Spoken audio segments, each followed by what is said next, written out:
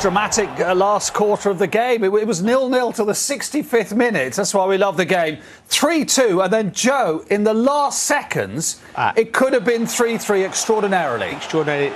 He would have written himself in World Cup fault. That's the cheekiest of things to do. The goalkeeper, Diogo Costa, just doesn't see him. And to slip at a vital moment, I'll just be interested in what his teammates are going to be saying to him when he gets in the dressing room with Diogo Costa. I thought goalkeepers always looked over their shoulder. Always lucky boy. Very lucky. We've seen the best and the worst of Portugal tonight. Yeah. Look at Ronaldo's face. My goodness. Or else he just had a call that Newcastle are in for him. Not sure. It's just unbelievable for such experienced players to be holding on at the end. Again, the good and the bad. They weren't very professional, Portugal, tonight. I expected a lot more from them. I expect a lot more going forward, and I expect them to be a lot more solid in defence. I thought they were ordinary tonight. Yeah, but they've got away with it. Let's have a look at the penalty decision, which gave Ronaldo a chance to make history. I think it probably depends if you love Ronaldo or you love Portugal, whether you think this is a penalty or not. Sorry, Joe, I just think it's a penalty because when a defender is so clumsy, but we're watching it live and we're thinking, stay on your feet, don't give the referee a chance. There's contact. There's no need for him to go in there. Ronaldo's going away from the goal. There's no need. Just come over and usher him away from the goal, the way the ball is going. Is there enough contact really for a penalty? Yes. Yes. It was self-inflicted. I think the momentum he's running at, any kind of clip can and Ronaldo's cuter in a bag of monkeys, isn't he? He knows it. He knows he's coming, and he knows there's going to be contact, and I'll make the most of it. We saw Bale doing it the other night. You just wait for the defender and you pray that he gives you that chance. When Ronaldo scored his first goal in the World Cup against Iran in 2006, 3 days later, Joe scored against Sweden in Cologne. That is amazing, isn't it? Yeah, well... Yeah. Yeah, very nice. Very nice. Yeah, you're attached to history somewhere along the line. Somewhere along the lines, a small part. Yeah, a small part. When Ghana went behind, we wondered what they would have in an attacking sense, Joe, and they showed us they did have something, which I think is a bit of a frustration for some of them. It must be frustrating for the Ghanaian supporters because they turned up, they got forward, they made runs in behind, then they carved open, which was a vulnerable Portugal back four at times. They've got Andre will never score an easy goal in his career. Credit to him, he's in the right position and he popped it away. It means so much to the captain. He's been there for many, many years, and you just must. Frustrated, they just played within themselves for such long periods in this game, and they probably had to at times, but maybe should have a little bit more attacking intent, a little bit more runners in behind, and they nearly pulled off an amazing result. We wondered what that would do to the game, but actually it was Portugal who found another win. Found another a delightful pass from Bruno Fernandes, and Joe scores a fine goal, but with a lot of help from the goalie. Why has he come that far? Yeah. Come to the 6-yard line and stop. The defender's getting across there. It's just made it very easy for João Felix to score the goal. He looks tiny, doesn't he? He looks so small. He just sits down and says, there you go, just think me. Because if he stays on the edge of his 6-yard box, the guy's going to have to Felix shoot really hard and well to beat him. But he's raced out. Yeah. He's made his mind up. Yeah. And gone to ground. We talked about Leao. Yeah, brilliant. Very, very simple. Talking about runners. Ghana got a bit giddy. Obviously, we're chasing the game 2-1 down, and this lovely way to pass Fernandes, who wasn't actually great. 2 assists, lovely finish, lovely technique, and beautiful goal. Yeah, we was calling for him at half time. That's exactly what they needed, didn't they? They needed penetration, they needed a dribbler. As soon as that, they looked a different proposition as well. They lit the whole game up. Having players who can go by players, it changes the game. Portugal were not convincing tonight. They've got away with one. They weren't terribly attractive going forward. They weren't making lots of chances. They'll have to be better than that. Strangely, as bad as they were, they've scored 3 goals. Yeah. Not bad.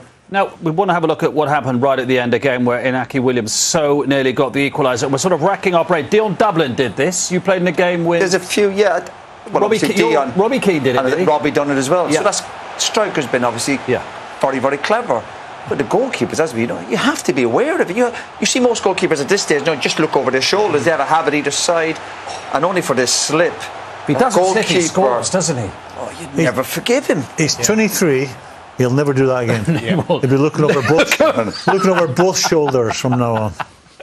That face says 1,000 words, doesn't it? It really does. Graham's right. He will never make that mistake again. He's got away with one tonight. Portugal have got 3 points. Ghana, though, when they go into their next game, they must think, actually, if we can be a little bit more progressive from the start, maybe we could get greater joy. Well, he's got to pick the bones out of that performance, and the positives were. If you let these boys off the leash a little bit, there's enough in the team they could hurt Uruguay. We didn't see nothing from Uruguay or South Korea, which will frighten them to death. This is no different to any other World Cup. Every team approaches the first game nervous about losing the first game. Ghana have got to find another way of playing in the second game and the third game. Yeah. And as you say, from Portugal's point of view, not good, but 3 goals. In some ways, you'd settle for that because there's a lot more progress to come. Lots of pluses. The attacking player, 2 attacking players scoring. Ronaldo scoring after a difficult few months. 3 goals, 3 points. On you go. What have you made of the chances that he has had, Ronaldo? Would you expect him to have done a little bit better? Yeah, he'll be disappointed. Of course he will be with the qualities he's got. Obviously got the big build-up. He knows how to score goals and the chances he had. First one, I think, was a great chance. Again, he'll win it back high up the pitch as you'd expect in there. And this is maybe it is maybe slightly behind him, but I still think obviously with his quality, a better first touch. Credit to the goalkeeper, he's obviously come out and done well, but with his quality, he'd be disappointed. And of course, he's had a great chance here with the header. How many times over the years, his timing, he's above the defender, and just kind of missed the flight right at the end of it. Yeah, he can still lead, can't he? He's got that, obviously. It's just... And this, listen, I think he's unlucky. I think the defender's done well to go down to win the free kick. He finishes it well, but the defender's done well to win that foul. But a bit unlucky. I know with the header, you expected him to score that, didn't you? Yeah, normally he does. The only thing I can think's happened is he's let the number 4, the defender, his knees on him, and maybe he's just knocked himself off balance, because this is a food and drink chance for him. It really is. Look, with the collision, does it make his head? Does it put it in the wrong place? Because it's sat up beautifully. He's got a chance to run at it. You're thinking this has got goal written all over it. We've seen it 100 times. Still got that leap, hasn't he? Oh, how athletic is that? Yeah. Still got that. We're talking about the leap of Ronaldo. Must talk about the discipline of Ghana. They really are in their shape and sticking to it, aren't they? Otto Addo be delighted. They haven't been anything of an attacking force. What they have done is they've been diligent, they've been disciplined, and what they've done is they've condensed the park in the middle. So Bernardo Silva can't get on the ball. Bruno Fernandes can't get on the ball. But there's not enough runners from Portugal, and Portugal have helped them out, but they've been disciplined and they've kept them at bay. I imagine the Portuguese will probably be thinking second half, Nuno Mendes to give him some penetration down the left, Rafael Leao. But if Ghana will be absolutely delighted with their first 45 minutes work, because they're keeping them at bay. It's been easier for them. They need a bit more with Portugal. What they also need is someone who can dribble, skip past someone, then the next defender has to come out, and then what happens beyond that is open. They need someone who can commit someone. At this time, they're just playing in front of Ghana. The reason they're sitting in it is because they're fearful and they have respect of the opposition. In Portugal, definitely better players. But they've got to do more with it. They've got to pass it quicker. We've mentioned it here. They've got to have runners. For Ghana, it's been easy. I think we could have played out there.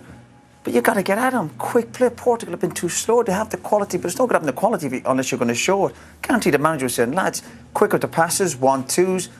Nobody running off the ball. They've got too many players all wanting to come and play and be nice with it. You need someone running in just to mix the game up a little bit. And then you just start to move the pieces around, don't you? And then there's a knock-on effect. If you're playing against Portugal tonight, you're delighted because you're seeing there are 11 players there all the time. There's no real dart in behind. They have to play a bit more risky football, basically, Portugal. Someone has to skip past someone. I expect them to be different in the second half. Leao, we talked about before the game. Maybe Felix, who's been a little bit swallowed up, hasn't he, in the defence? He's been inactive. I'll give him a big build-up. But, I mean, Rafael Leao's the one for me. I watched him play for AC Milan in the Champions League, and he can drive past Graham's right. You need someone who can commit someone. And then all of a sudden the shape changes. Ghana are not comfortable. They haven't got the 5. Spaces open up. And Bruno Fernandes, they can find Ronaldo. And people say when your teams are that low block, it's tough to break down. It's not. It's not. If you do things properly and show your quality, they've not shown their quality even with the end product, but they've just got to do it properly and quickly. Is that the key? Of course, that's the name of the game. Slow, and quick in around the box. And when they've done it once or twice, they've looked a lot more dangerous. Yeah.